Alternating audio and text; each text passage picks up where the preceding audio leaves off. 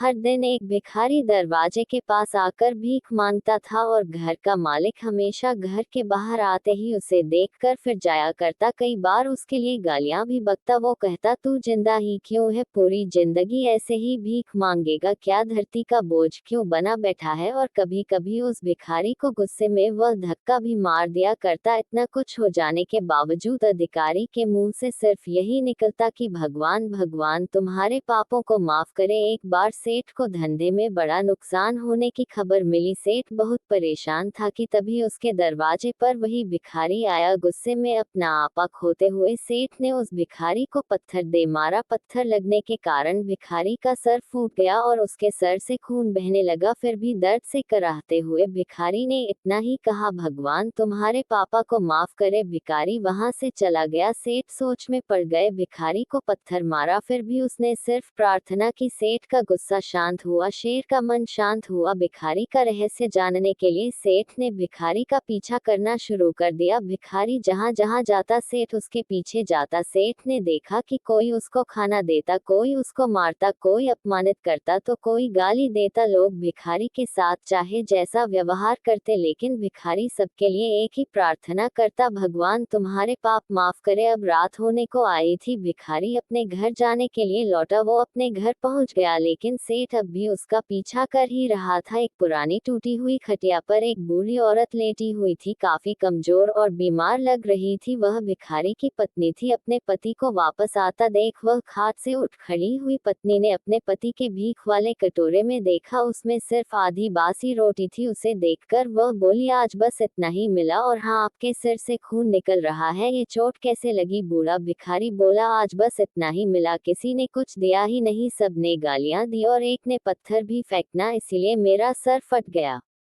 एक गहरी ठंडी सांस लेकर बूढ़ा भिखारी फिर से बोला, यह मेरे ही पापों का फल है। तुम्हें याद है कुछ सालों पहले हम कितने अमीर थे, क्या कुछ नहीं था हमारे पास हर चीज जरूरत से ज्यादा थी, लेकिन हमने कभी दान नहीं किया और उससे भी बुरा हमने उस अंधे भिखारी के साथ किया जो हमारे द्वार पर भीख मांगने आया करता था। बूढ़ी पत्नी की आंखों में आंसू आ गए। वह बोली, हाँ, हम उस बेचारे अंधे के साथ बहुत बुरा करते थे, उसका अपमान करते थे, उसे खाने के लिए रोटी की जगह कागज दिया करते, उसका मजाक उड़ाया करते और कभी कभी मारा भी करते। मैंने कभी उसको रास्ता नहीं दिखाए। एक बार मैंने उसके मुंह पर मिट्टी भी फेंकी थी और वह हमेशा दुखी होकर यही कहता कि भगवान तुम्हें तुम्हारे किए की सजा देगा, भगवान तुम्हारे पापों की सजा जरूर देगा। उसका श्राप सच हुआ और हम इस दुख भरी जिंदगी में आ गए। भिखारी बोला, हाँ, उसका श्राप सच हुआ, इसलिए मैं किसी को बददुआ नहीं देता, चाहे कोई मेरे साथ कैसा भी बर्ताव करे, मैं हमेशा उसके लिए प्रार्थना करता हूँ। मैं नहीं चाहता कि कोई भी हमारे जैसे जिंदगी का अनुभव करे, किसी को भी हमारे जैसे दुखों का सामना करना पड़े। वो नहीं जानते कि वह कितना बड़ा पाप कर रहे हैं, इसलिए अनजाने में हुए पाप की ऐसी सजा किसी को भी मिले मैं नहीं चाहता। सेठ वहीं पर छुपकर यह सारी बातें सुन रहा था। अब उसे सब कुछ समझ में आ गया था। भिखारी और उसकी पत्नी ने वह आधी रोटी मिल बांट कर खाएं और भगवान को धन्यवाद बोलकर सो गए। अगले दिन बड़ा भिखारी फिर से भीख मांगने गया। सेठ के घर के पास जाते हैं। सेठ ने पहले से गरम रोटियां उसके लिए निकाल कर रखी थी। उसे देते हुए सेठ विनम्रता से बोला, माफ कर दीजिए बाबा, उसे बहुत बड़ी गलती हो गई। बूढ़ा भिखारी बोला, भगवान तेरा भला करे। इतना कहकर वह आगे निकल गया। इस कहानी से जो सीख लेने लायक है वह बड़ी ही सिंपल है कि आदमी चाहे किसी के बारे में बुरा कहे या भला करे, लेकिन भगवान सिर्फ कर्म के हिसाब से उसको फल देता है। क्या हुआ अगर भगवान नहीं दिखता है, लेकिन ये बात बिल्कुल सच है, उसके खाते में सबका हिसाब बहुत बहुत पक्का होता है। इसलिए जब किसी के लिए कुछ भी करो तो अच्छा ही करो।